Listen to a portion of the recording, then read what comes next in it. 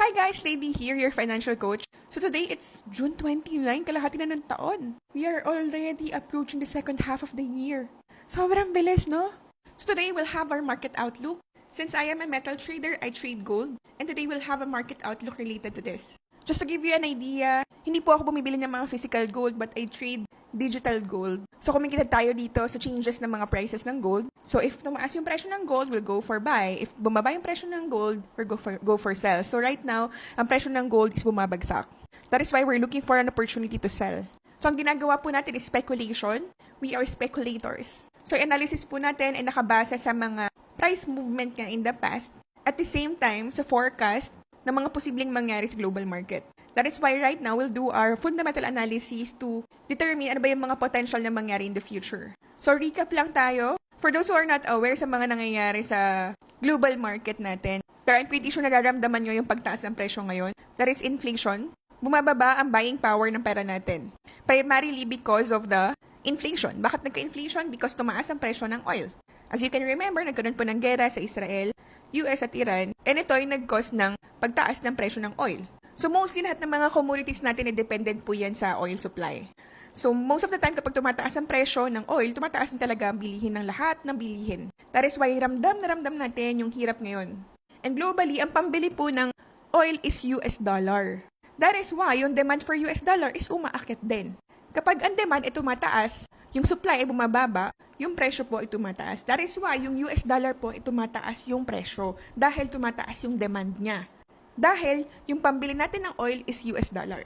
So ang domino effect nito, since nagmamahal ang US dollar, mas nahihirapan yung bansa nating Pilipinas na makapagbayad syempre ng utang, na makabili ng mga imported goods kasi ang mahal ng US dollar. E anong connection nito sa gold? Since tumataas ang demand for US dollar, may potential na tumaas ang interest rate nito. So nagdedesisyon ng interest rate is si Fed, si Federal Reserve. So siya yung magdedesisyon kung tataasan ko ba yung interest rate, i-retain ko ba o ibabagsak ko ba. So since tumataas ang demand for US dollar, tumataas ang inflation, nagmamahal ang bilihin, they have to control it by limiting the money supply. So kailangan mabawasan ang money circulation sa US para bumagsak ang inflation. Otherwise, kapag hindi nila gagawin to, patuloy na magtataas yung presyo ng bilihin, which is ito yung ina-avoid ng Fed. And dahil may potential na tumaas ang interest rate, yung mga investors, nakikita na ng potential na pwede sila mag-invest sa US dollars. Or ngayon, ang gagawin nila, ay hindi na ako bibili ng gold, lalagay ko na lang sa US dollar kasi mataas yung interest rate, doon mas kikita ko na malaki. As you all know, si gold wala namang interest yan eh. That is why, yung presyo ngayon ng gold, bumabagsak because mas in demand ngayon si US dollar. So ngayon, tingnan natin ang nangyayari ngayon sa news. Silipin natin. Gold slips as US-Iran tensions lift oil. US rate hike bets way. So ngayon kung babasahin natin to, sinasabi dito kasi nabasa ko na to ahead of time. Mas umina daw yung gold ngayon, primarily because meron na namang tension sa US at Iran. Although nagkaroon na sila ng talks regarding sa Strait of Hormuz, geopolitical risk still remained elevated. So inflation ngayon sa US ay umakit pa to 4% last May. That is why most of the investors, they are expecting na yung Federal Reserve or yung Fed would continue in raising interest rates. Ang sabi nila, possible na magkaroon ng 3 interest rate hike ngayon 2026. And there's a high probability interest rate hike this coming December. That is why sa mga gold traders dyan, you have to be very careful, especially if you are trading for long. Kung nagbabay kayo ngayon, medyo delikado po yan. So you have to reduce your risk. Kahit pa na scalper ka or intraday ka, better to be careful kasi yung mga sellers, they remain in control right now in the market. Pinakahuling meeting sa Federal Reserve was June 17, but they left the interest rate na mga around 3.5 to 3.7%. And syempre, ang pinakamahalaga dito is yung tono, yung tone ni Fed. And ang tone niya po is hawkish. So ang hawkish po, paakyat pa yan, pataas po yung hawkish. So if you're reading right now ng mga news at nakakabasa kayo ng hawkish, dovish, ang ibig sabihin po ng hawkish is paakyat. Pag nakabasa naman po kayo ng dovish, pabagsak. So yung tone ngayon ng Fed is actually hawkish. Meaning, paakyat yung interest rate. Pataas.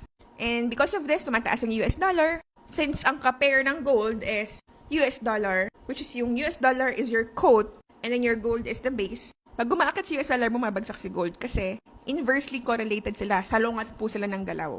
So basically, yun lang naman yung update natin for our fundamentals. And this coming Friday, magkakaroon tayo ng NFP, Non-Farm Employment. which is one of the crucial high-impact news na inaabangan ng mga traders kasi ito labor report. Meaning kung gaano karami yung mga bagong trabaho sa US. Kasi kapag mas maraming may bagong trabaho sa US, syempre mas maraming sumasahod. Pag mas maraming sumasahod, marami yung pwedeng panggastos. Pag mas maraming pwedeng panggastos, mas lumalakas ang money circulation sa market. And ito yung nakakatulong sa pag-boost ng ekonomiya nila. And dito, kadugtungan nito, syempre yung mga reports about inflation, about GDP, and kung ano-ano pang news. That is why most awaited and most volatile high-impact news ang non-farm payroll. So, abangan natin ito sa Friday.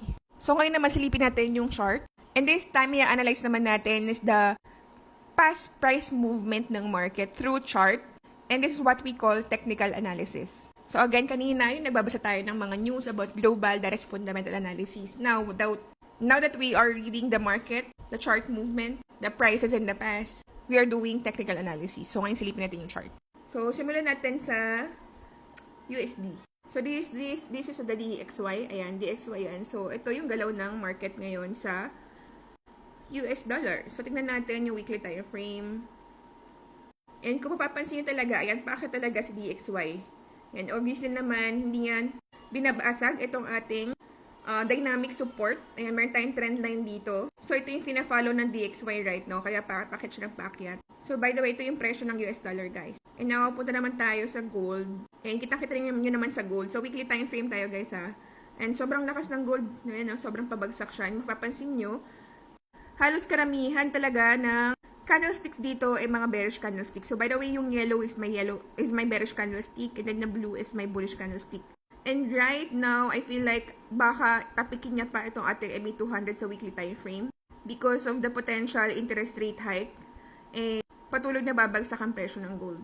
So right now, we have to look for an opportunity to sell para sabayan lang natin tong flow na to. So pwede kayong bumaba ng time frame. That's for our market bias, kaya tayo tumitingin sa weekly time frame. Pero if you're doing intraday scalping or swing, pwede kayong bumaba ng time frame para makahanap tayo ng best entry.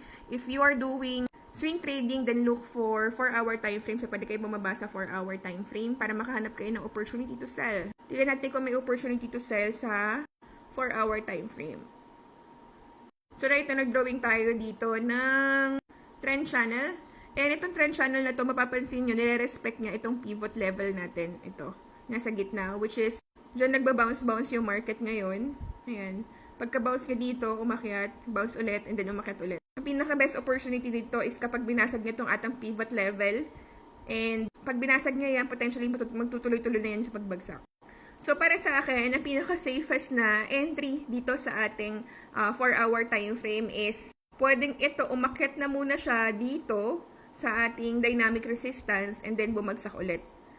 So, kapag ito, nandito, umakyat tong presyo na to papunta dito, and respect nga itong ating MA200 dyan, ayan, this is MA200, and respect nga nag-bounce yan, nagkaroon niya ng bearish confirmation, then dun tayo mag-sell ulit. So, medyo matagal-tagal pa to for swing trade. Pero depende pa rin sa galaw ng market mo, especially magkakaroon ng NFP on Friday. And then sa mga intraday naman, pwede kayong magtingin sa 1-hour time frame. Sa 1-hour time frame, potentially, ayan, pwede siya mag-bounce dito sa MA200 natin and then bumagsak ulit. So, pwede kayong mag-sell dito pag-bounce niya dito sa MA200 or dito sa weekly support. So, ito, weekly support to guys, this one. This is level 4102. Nag-bounce siya guys, dyan. So, pwedeng, ang possible na mangyari dyan is umakyat, bumagsak. Kung yun i-respect nitong MA200. So, you have to be very, very careful in this level. So, yung MA200 na binabanggit ko is this is moving average 200.